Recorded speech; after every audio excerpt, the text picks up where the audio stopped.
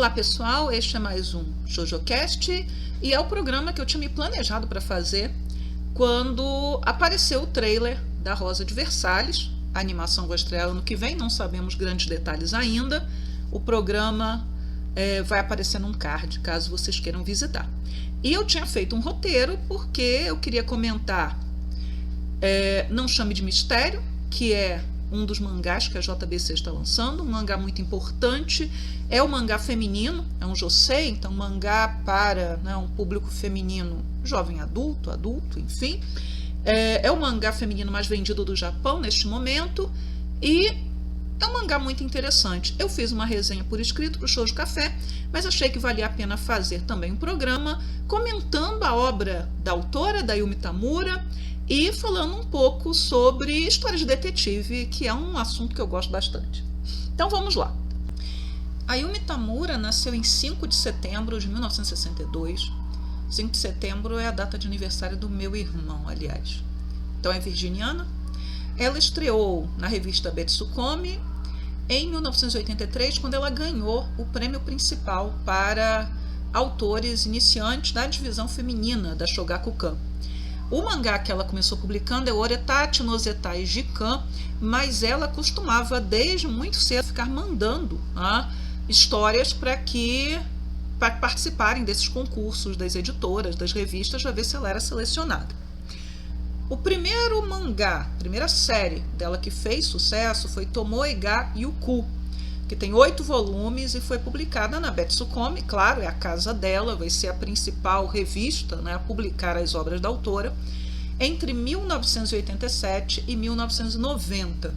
Eu não sabia, mas esse mangá tem 3 OAVs e pelo menos o primeiro episódio tem legendado em inglês no YouTube. Eu acabei de encontrar e hoje, antes de fazer aqui a gravação, eu fui atrás de scanlations do Tomoe ga Yuku para ler, Então, e é um mangá, assim, muito eletrizante, já começa muito bem, assim, pegando a leitora e fazendo que a gente queira continuar. A história é a seguinte, A Tomoe, que é a protagonista, ela é uma patinadora. Na verdade, ela é adepta de esportes radicais, mas ela passa por um grande trauma, que é a melhor amiga, que também era patinadora, ela é atropelada por um caminhão, o clichê do caminhão. E ela faz parte de uma equipe de dublês de cinema, de TV, chamada Green Ship. E ela está nesse centro de treinamento desses dublês, mas ela está em profunda depressão, muito traumatizada, e ela não consegue se sair tão bem assim, ela não consegue principalmente voltar a patinar. E ela é namorada ou amante do sujeito que é o principal destaque dessa equipe. E há uma outra mulher no grupo, que é uma jovem mulher, mais velha, A Tomoe é uma adolescente, está no final da adolescência, e essa mulher, num determinado momento, avisa para ela ir embora, porque, na verdade, o Green Ship não era bem um centro de treinamento para dublês, mas era um lugar onde uma organização criminosa estava formando sujeitos que tinham o objetivo de praticar atos terroristas.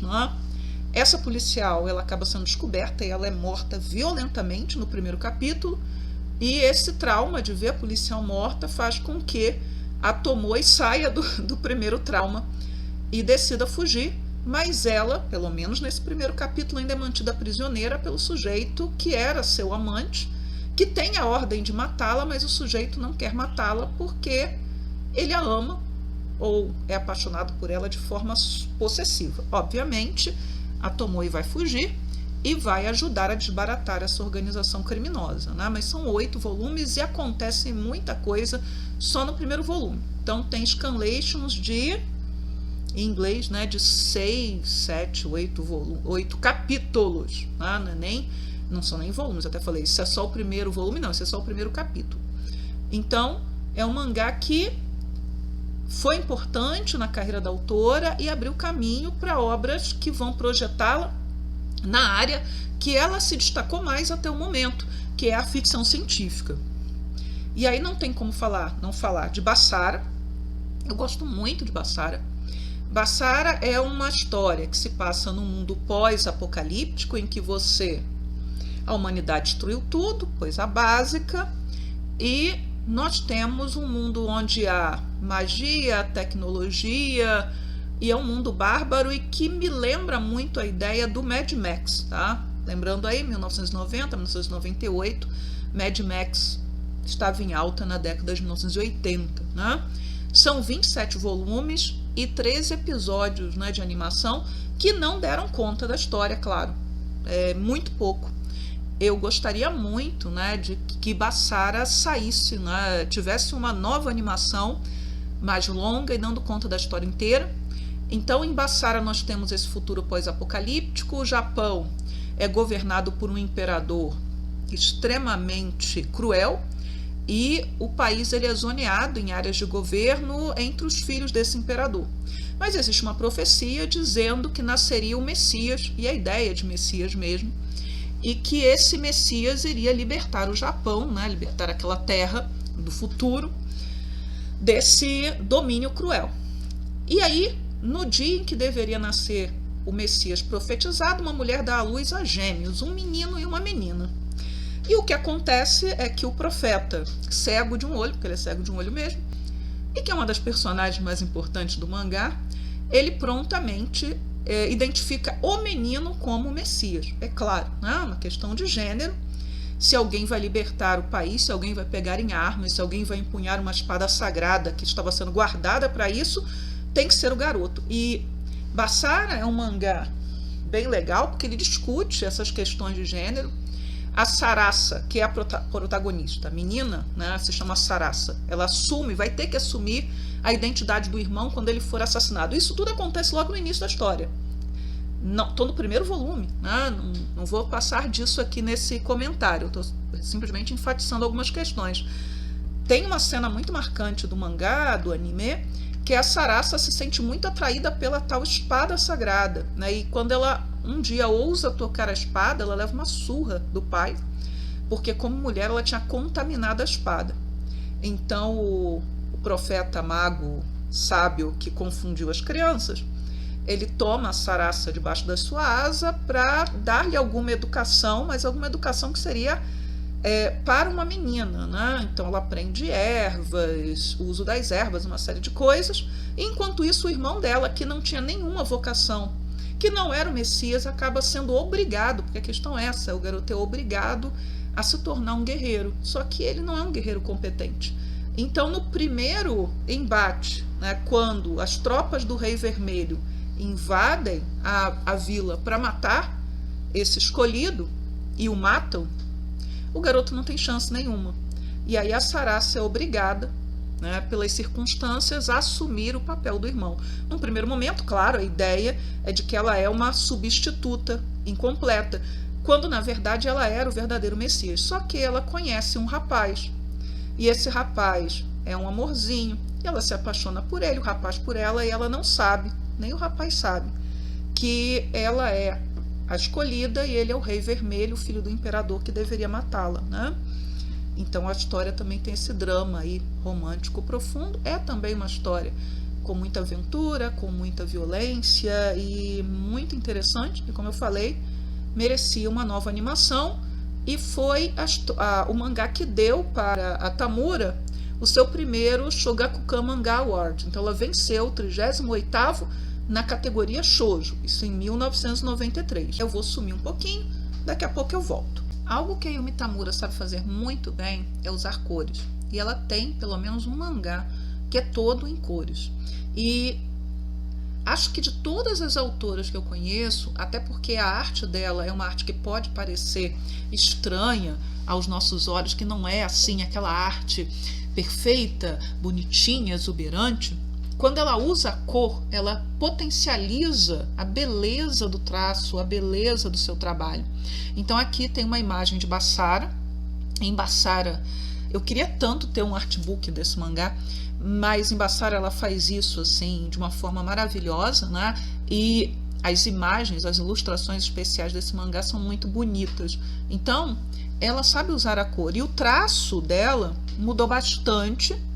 lá do início da sua carreira, nos anos 1980, naquele primeiro mangá que eu mostrei, né, da patinadora, até chegar em Não Chame de Mistério, em que o traço dela está muito mais limpo, simplificado. Eu não sei, né? Eu até olho assim, eu acho o traço dela lá nos anos 90, na década de 1990, mais impactante, principalmente em cores, fica ainda mais. Mas o traço em Não Se Chame de Mistério mostra a evolução dela como artista, tá? Mas ainda assim, né, eu acho que é uma autora que para muita gente, no primeiro contato, pode parecer estranha a forma como ela desenha, mas se você é fisgado pela história, tem boa vontade, não é aquela pessoa que fala assim, não, se não tiver um traço mais ou menos desse jeito, que é o que eu estou acostumada, eu não quero, acho que você consegue gostar do trabalho da Yumi Tamura, porque ela é muito competente, como roteirista também, contadora de histórias. O terceiro mangá, né, de maior sucesso da Yumi Tamura é o Seven Seeds. Tá? É um mangá de ficção científica, acho que puro, né, de uma certa maneira, né? E é importante até dizer que o gênero de ficção científica é um gênero que vai estar muito presente no shoujo mangá desde a década de 1970. Hagiomoto, né, que eu espero ver em breve no Brasil, é a grande, né, é a grande estrela da ficção científica na década de 1970, mas nós temos também a Takemiya Keiko e outras autoras. Então a Yumi Tamura é a segunda geração de autoras que vai se dedicar à ficção científica. Então o Seven Seeds é o mangá mais longo da autora até o momento, 35 volumes, publicado entre 2001 e 2017. Ele começou na Betsukome, então 2001 e 2002 ele estava na Betsukome, depois ele foi transferido para a revista Flowers. Então ele começou numa revista shoujo e depois foi para uma revista josei. Em 2019, a Netflix lançou uma animação de Seven Seeds.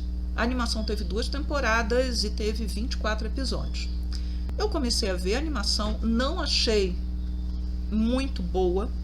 E o pessoal que acompanhou normalmente diz que não é, né? Não é boa. Ela ficou aquém do que ela deveria ser, um investimento que deveria ser maior e até para dar conta de tantos volumes, ela precisava ser mais longa do que 24 episódios. Não dá nem um episódio para cada volume. Então a gente sabe que muita coisa foi sacrificada, mesmo que pudesse ser sacrificada, é muita coisa para a gente considerar que era a gordura da série. Com o Seven Seeds, a Tamura vence o seu segundo Shogakukan Manga Award, também na categoria shoujo, apesar de ser um josei, isso em 2007, tá? Qual é a história de Seven Seeds? Então, nós temos um meteoro que se aproxima da Terra. Os cientistas sabem que o impacto desse corpo celeste no nosso planeta provavelmente vai extinguir toda a espécie humana e também, né, a fauna, a flora vai ser duramente abalada. E aí, havendo essa previsibilidade, nós já estamos em um futuro, né, próximo, eles vão desenvolver o projeto Seven Seeds. Isso a gente está no Japão. Né? 5 equipes formadas por 7 jovens, homens e mulheres, das maiores capacidades físicas, intelectuais, enfim, eles serão colocados num sono criogênico e haverá uma programação para que eles acordem centenas ou milhares de anos no futuro. Eu realmente não lembro se é centenas ou milhares de anos, mas muito tempo no futuro. E quando a equipe que é central aí nesse grupo, né, cada equipe tem o nome de uma estação do ano, inverno, outono, primavera, e tem verão A e B. Né? Quando eles acordam no futuro, a equipe principal, que vai ser o central na história, eles percebem que eles estão num mundo totalmente hostil, em que a situação, né, que eles vão ter que enfrentar, eles não necessariamente esperavam, né, estavam preparados ou se achavam preparados para tanto, e outras equipes já acordaram antes. Então, assim, é um mundo futuro com uma fauna e uma flora ameaçadoras e humanos que podem estar brutalizados já pela situação em que eles estão. Então foi uma série de muito sucesso, ganhou prêmios, né, de ficção científica no Japão e outras premiações, e até Não Chame de Mistério era a série mais importante da autora, era o maior sucesso da autora. E, de uma certa maneira, foi o sucesso de Seven Cities que deu a possibilidade para que a Yumi Tamura pudesse lançar, né, o Mystery to Yunakari, ou Yunakare, provavelmente, que a JBC licenciou, e foi uma surpresa positiva, porque não necessariamente grandes sucessos no Japão acabam saindo por aqui. Aqui, inclusive, já é a segunda capa, né, do mangá. Então, a primeira capa, a segunda, né, do segundo volume, está em pré-venda já no site da editora, mas eu acho que não está ainda no Amazon. Acho que a previsão é para agosto ou setembro. Eu vou olhar, né? Se já estiver em pré-venda, eu coloco o link do Amazon na descrição. A série ela tem 14 volumes até o momento. Ela teve uma primeira, né, um one-shot, né, lançado em novembro de 2016. A autora ainda estava envolvida, inclusive, em guidance de Seven Cities. E depois ela inicia em 28 de novembro de 2017, exatamente um ano depois, tá? E vem até os nossos dias. Ela já começa na revista Flowers, então a série é um mangá josei. E em março do ano passado saiu um levantamento de vendagens que apontou que a série já tinha vendido 18 milhões de volumes.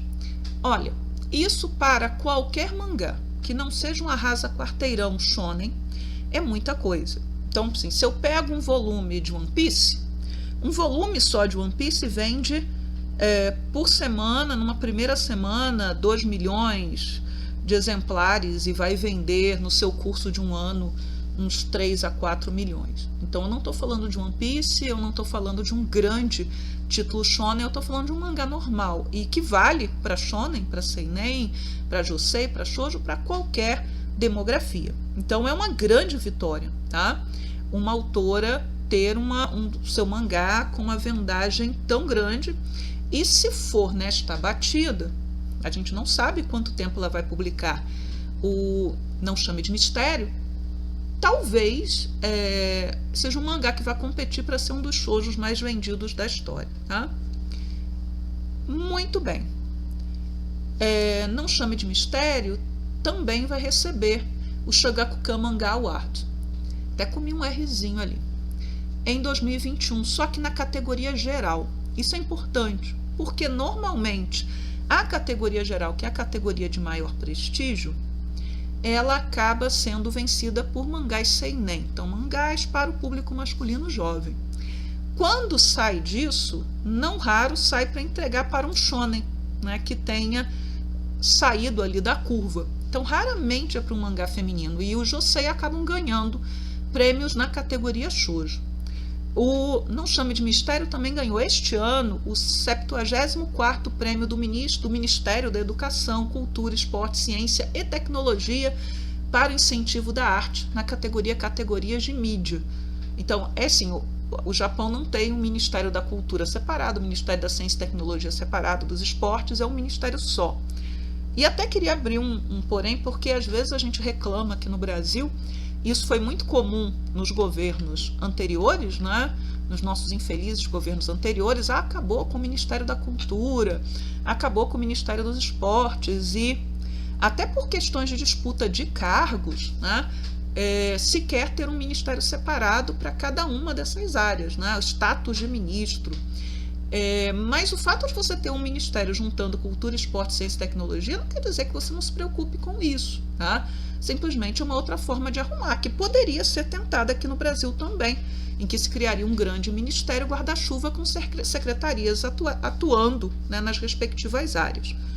Mas os egos não permitem, e também há, né, uma leitura de que não ter ministérios separados de cultura, esporte, tecnologia, ciência, é uma forma de tratar essas áreas com desprezo, coisa que é muito comum no nosso país. Mas, enfim, fechei a minha observação.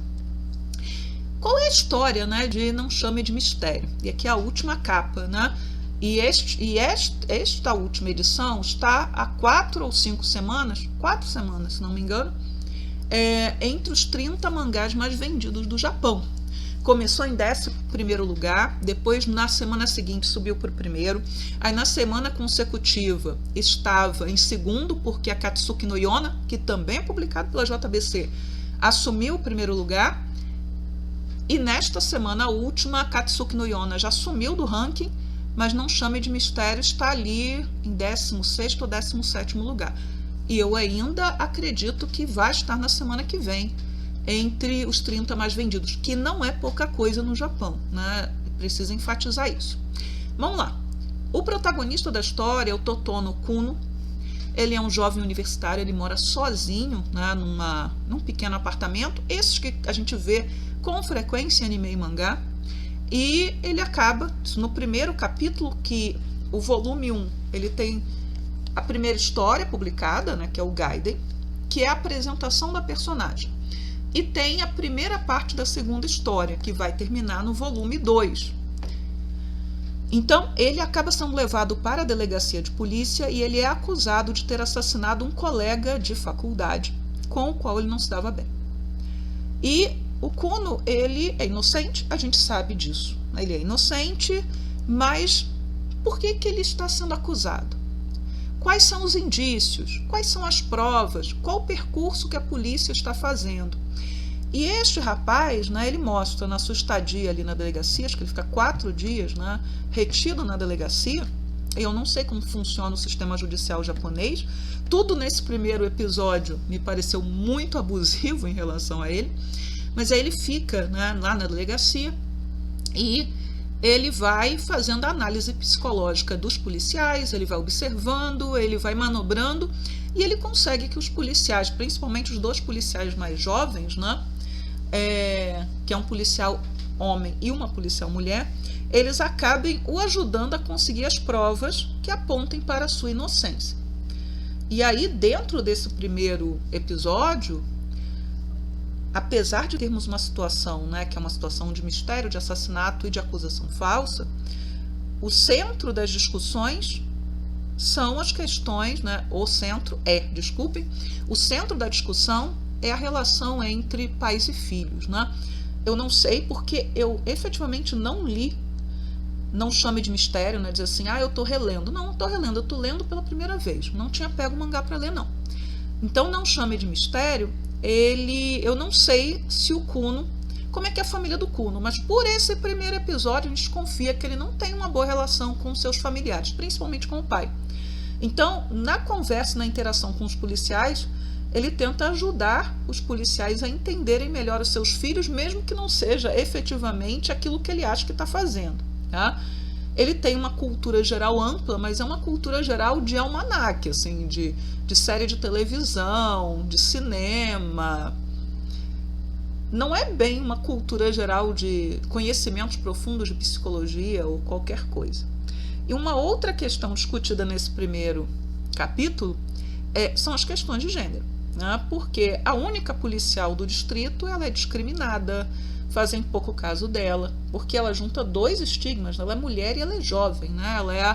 Ela é a Kohai de todo mundo, né? Todo mundo ali é mais antigo, é senpai e ela é a mais nova ali do distrito, ao que parece. Então ela junta esses 2 estigmas e ela é muito maltratada, mas ela vai ser uma peça-chave para ajudar o Kuno a resolver o problema. Não vou falar como é que a história se resolve, quem é o criminoso. Até digo, porque eu escrevi isso na resenha, que eu achei a resolução dessa primeira história um tanto forçada, né? Mas a segunda história, né, do volume conseguiu me segurar. Por quê? Né? Qual é a segunda, né? A segunda parte que, na verdade, carece ainda do seu final. O Kuno, ele é visitado pelo policial jovem, né, que ele ajudou lá, que o ajudou na delegacia, que ele ajudou a resolver seus problemas de relacionamento com a esposa, que estava grávida. Então o sujeito veio visitá-lo, ele é muito verborrágico, ele está sendo inconveniente porque o Kuno está de saída para uma exposição dos pintores impressionistas, né, que está passando pelo Japão e é o último dia, ele quer ir. E esse policial diz para o Kuno, né, que está acontecendo uma onda de assassinatos, é um serial killer à solta, joga verde para ver se o Kuno ajuda a resolver o problema, mas o Kuno acaba conseguindo despachá-lo e corre para pegar o ônibus. Ele pega o ônibus e esse ônibus é sequestrado. E aí nós temos toda uma situação de experiência social ali dentro do ônibus feita por parte do sequestrador. Né? E vocês já devem estar sabendo ou entenderam aí qual é o encaminhamento. O serial killer, ele está metido nesse sequestro. Não há somente uma pessoa, né, agindo para sequestrar esse ônibus e levar esse pessoal para um lugar ermo, para uma casa isolada. E eu não consegui conter a minha curiosidade. Eu fui atrás das scanlations do segundo volume e a segunda parte já começa de uma forma muito angustiante. Então, assim, se eu achei a primeira história um tanto exagerada, e a segunda história já me deu, assim, uma impressão de que a série pode ser uma série realmente muito interessante de se ler. É uma história de detetive, né, com muito psicológica, mais do que de ação. E a própria autora admite isso no final. Ela faz um free talk, que é aquela conversa, né, que as autoras adoram colocar. Mais até que os autores, vou até achar aqui e vou mostrar. Ó. Então, que as autoras colocam lá no final. E ela fala, eu sei que tem diálogo demais na minha história, eu sei que eu fui autocomplacente, eu sei que tem pouca ação, mas eu gostei tanto de fazer essa história. E Yumi Tamura chegou num nível que ela pode fazer esse tipo de história, e esse mangá, Não Chame de Mistério, já se tornou o maior sucesso da carreira dela, ponto. E é isso, tá? Então ela pode se esticar o quanto ela quiser e potencialmente, né, como é uma história feita de forma episódica, essa história ela pode esticar aí por, sei lá, 10, 15, 20 anos, fazendo as histórias do Kuno, que nunca vai se formar e vai ser sempre um jovem adulto. Tá? O Nome de Mistério teve um dorama que estreou em 10 de janeiro de 2022 e terminou em 28 de março com 12 episódios. O Masaki Sudo, ele fez o papel do Kuno, Totono Kuno, eu tenho dificuldade de lembrar do nome dele completo, e botaram, né, o Black nele, porque eu não comentei, mas o Kuno ele tem um complexo, né, é a fraqueza que ele tem. Ele gostaria de ter cabelo liso como qualquer japonês. Eu fico imaginando se a autora vai explorar isso em alguma história futura, o fato dele ter passado por algum aperto na escola por conta das regras que impõem, né, um código de corte de cabelo, que exigem que os japoneses tenham todos cabelo castanho escuro, e essas questões, eu inclusive volta e meia aparece alguma matéria sobre isso, já comentei várias vezes no blog. Adolescentes, né, que são punidos e que sofrem constrangimentos porque não estão dentro do padrão, não porque eles não querem, mas porque eles nasceram assim. E esse é o caso do Kuno. Então ele lá na delegacia, uma das preocupações dele é que ele ia perder o horário do cabeleireiro e por isso ele teria problemas, né, o seu cabelo não ficaria apresentável. Mas enfim, o Masaki Sudo, ele está muito bem como Kuno, ele é engraçadinho esse menino. E em 2023 nós tivemos um filme para o cinema, tá? Estreou em 15 de setembro. Antes do filme estrear, houve um especial para a TV recontando o primeiro caso, a primeira história. E para quem quiser, toda a série Não Chame de Mistério está disponível no Viki, tá? Então você pode assistir se você tiver assinatura premium deles lá, porque com a assinatura comum você não consegue assistir as séries completas, pelo menos a minha experiência é esta, né? Mas enfim. E não me espantaria que tivéssemos mais coisa de Não Chame de Mistério em live action. Vê que as 3 principais séries da autora anteriores viraram animação. E não foram animações com a qualidade que elas mereciam. Mas o Não Chame de Mistério vira dorama, que eu acho que é bem adequado para o tipo de história, mas não me surpreenderia se tivéssemos inclusive animação, porque nós estamos num bom momento para as animações baseadas em mangás shoujo e josei, e também por conta do sucesso dessa série. Então não seria surpresa não. Quando meu marido viu a capa, né, do Não Chame de Mistério, e ele não conhecia o mangá, nem estava sabendo que ele seria lançado no Brasil, ele perguntou: mas não parece com aquele Sherlock Holmes que você gosta de assistir? Assim, eu acho que de certa maneira, né, a série Sherlock com Benedict Cumberbatch pode ter influenciado sim, né, na feitura do mangá. Não li nada sobre isso, tá? Porque a série estava passando no Japão naquele momento, ou estava disponível, e também porque o figurino do protagonista, do Kuno, muitas vezes é parecido com a forma como Sherlock se veste nessa série, né? Com o cachecol e com esses casacos mais longos, enfim, pode ser. Mas o fato é que histórias de detetive fazem muito sucesso no Japão. Há vários mangás de detetive, e talvez você esteja lembrando de um que traz detetive no nome, que é Detetive Conan, que deveria já ter saído no Brasil, ou alguma das suas animações, mas há muitas outras séries de detetive. Até vou falar de uma delas daqui a pouco. Agora, o protagonista de Não Chame de Mistério, ele tem, né, ele é um tipo específico de detetive, que é o chamado detetive de poltrona, armchair detective.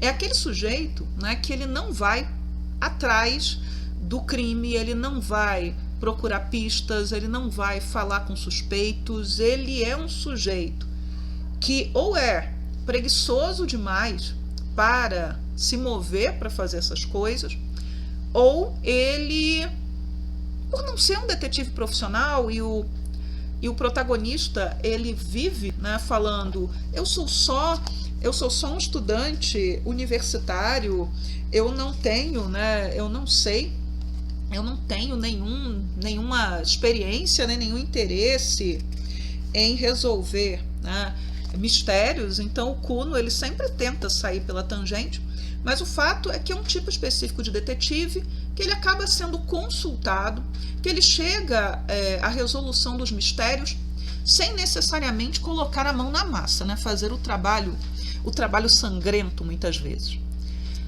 Esse tipo de detetive, né, aparece pela primeira vez, né, pelo menos assim, né, o primeiro a ser mapeado na literatura, é um dos contos do Edgar Allan Poe, com o Dupin, que é o principal detetive dele, em que ele resolve todo um crime simplesmente analisando as pistas que existem nos jornais.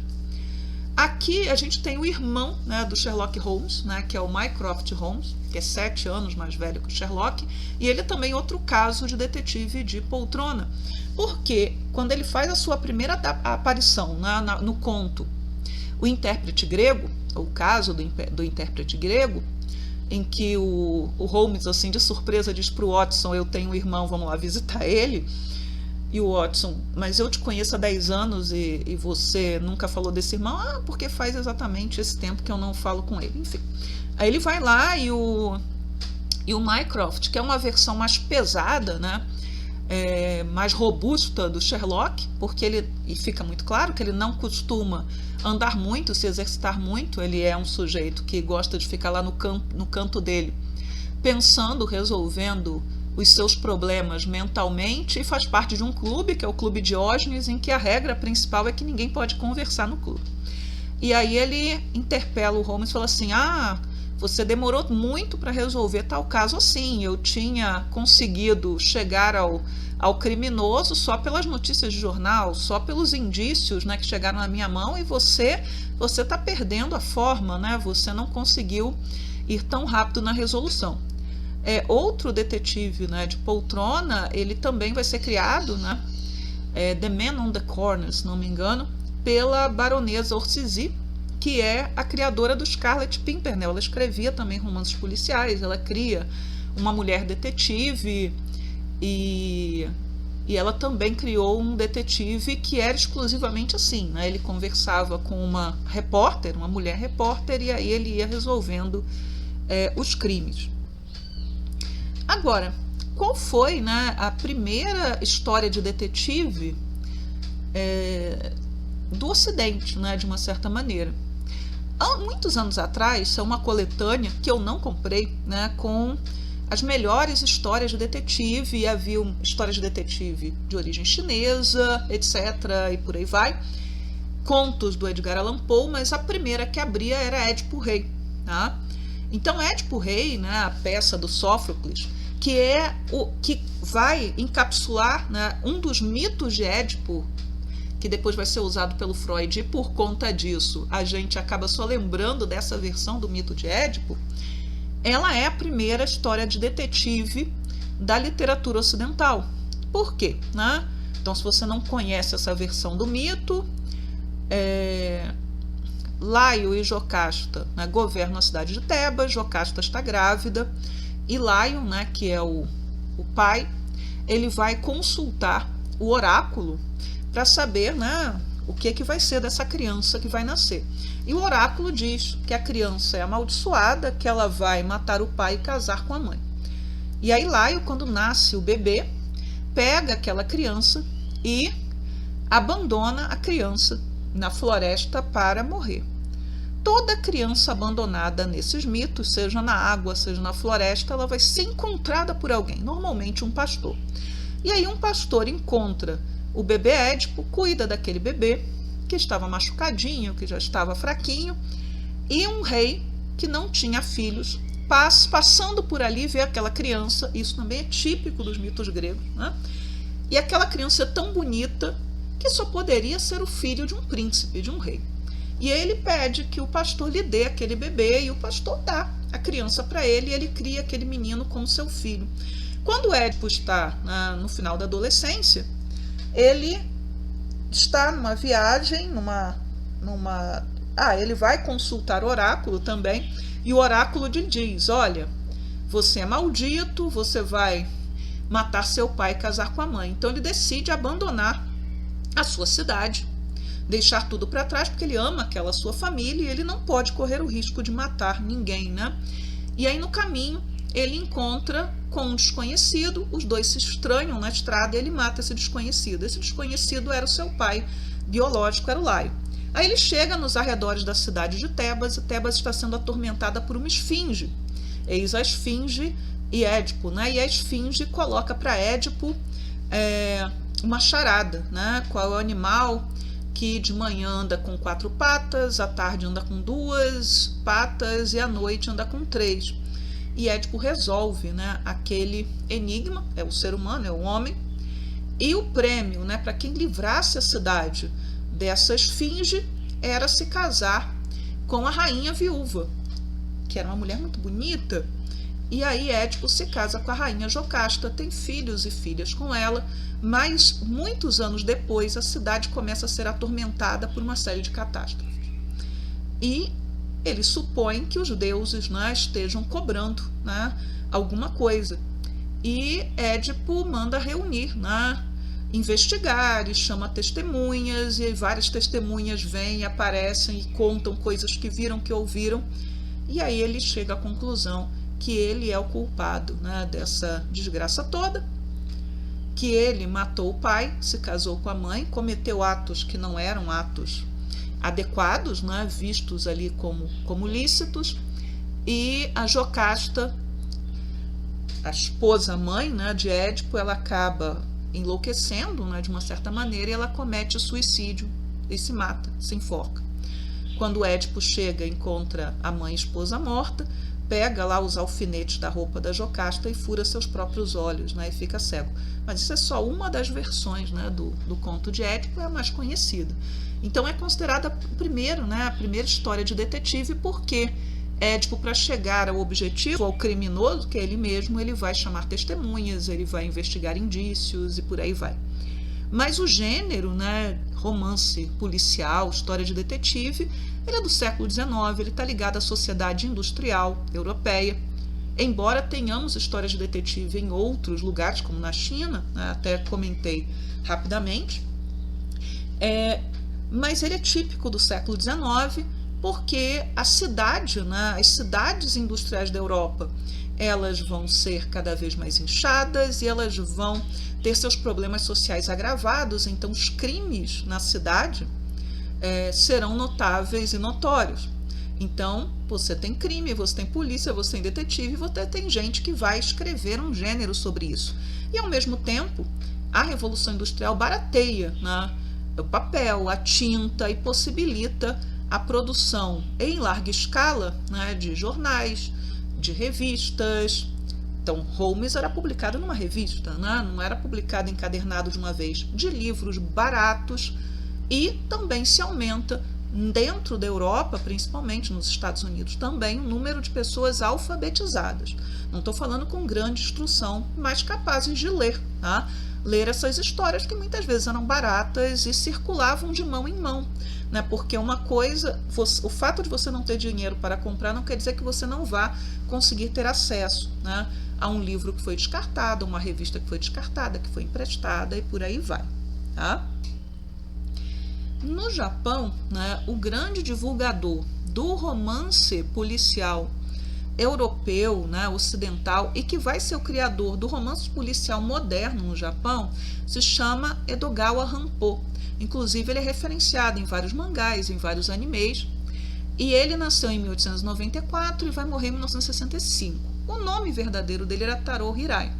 Então, ele vai fundar em 1947 o Detective Story Club, né, do Japão, e ele vai escrever histórias, né, que seguem um padrão, né, que vai marcar esse gênero história de detetive dentro do Japão, mas ele incorpora elementos bizarros, fantásticos, eróticos, que não necessariamente vão estar presentes no romance ocidental, que são coisa que vem da cultura japonesa, né?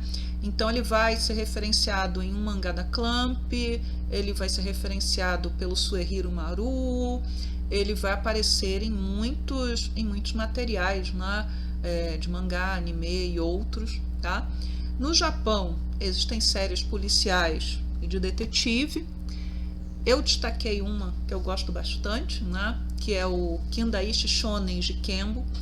E quando eu comecei a ter internet pela primeira vez na minha casa, eu tinha lido numa revista, se não me engano, era Animax ou algo do gênero, sobre esta série de detetives.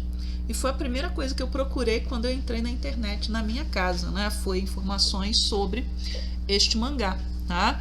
O Kindaishi Shonen Jikembo, ele começou a ser publicado em 1992, ele é publicado até hoje. Ele tem várias séries, né? Por isso tem 2 autores ali, Yosaburo Kanari e o Seimaru Amagi. Então, são várias séries, nesse momento nós temos quase 100 volumes de mangá, e a série atual de Kindaishi é uma série que mostra o personagem adulto, né? Com 37 anos. Lá no início ele tem 17, ele é um adolescente, né, que não é muito bom aluno, mas ele é extremamente inteligente e ele tem uma mente, né, de detetive, né, e ele consegue resolver mistérios muito intrincados. Começou como shonen e depois acabou indo para revistas seinen, acho que muito acompanhando os leitores da série. Tem anime, tem game, tem light novel, tem live action e até lembrando, né, assim, séries de detetive em dorama, né, nós temos muitos. Inclusive, na época que estava saindo Sherlock da BBC, fizeram uma versão de Sherlock no Japão, então Sherlock Holmes no Japão moderno, e fizeram uma outra coisa que é o Miss Sherlock, né, então que era uma mulher, que seria a versão feminina de Sherlock Holmes, tudo nos dias atuais, seguindo os moldes daquilo que a BBC estava propondo, tá? Então, assim, o gênero romance de detetive, histórias de detetive, eu gosto muito porque eu gosto muito do Edgar Allan Poe e gosto muito do Sherlock Holmes, né? Que não é o modelo de história do Não Chame de Mistério. Não Chame de Mistério, eu falei, é um sujeito que não é um detetive profissional e que não quer ser detetive, mas os mistérios vão persegui-lo, né, e obrigá-lo, de uma certa maneira, a resolver os casos. Não sei se, conforme a história vai caminhando, o Totono Kuno ele vai conseguir, né, ele vai sair um pouco dessa história de ser detetive de poltrona e passar a ser um outro tipo de detetive.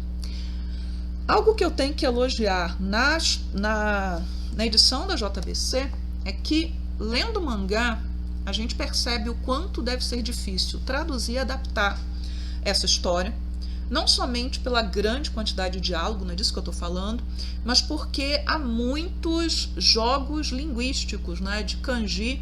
Então, logo no início, isso vai aparecer 2 vezes dentro desse volume, alguém fala, mas os kanjis do seu nome, né, não são lidos da forma convencional.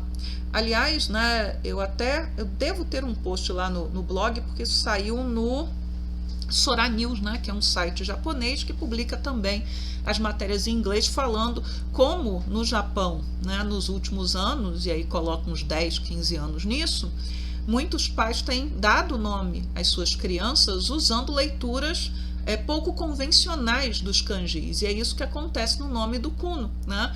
Então, assim, há momentos em que fica evidente, né, o esforço de tentar trazer para a língua portuguesa, né, ideias que não foram pensadas para não estarem em japonês. Então tem gente que subestima muito o trabalho de tradução e de adaptação, porque são 2 trabalhos diferentes, né? Quando você trabalha com mangá, com livro, com filme, etc., achando, é muito fácil traduzir. Não, toda tradução é sempre uma adaptação, e há trabalhos que devem ser muito desafiadores. Então, assim, eu tenho muita pena de quem está fazendo esse trabalho, mas está fazendo bem, salvo por alguns deslizes. E um dos deslizes é uma personagem casada, né, mulher, que se apresenta como casada na segunda história e é chamada o tempo inteiro de senhorita fulana.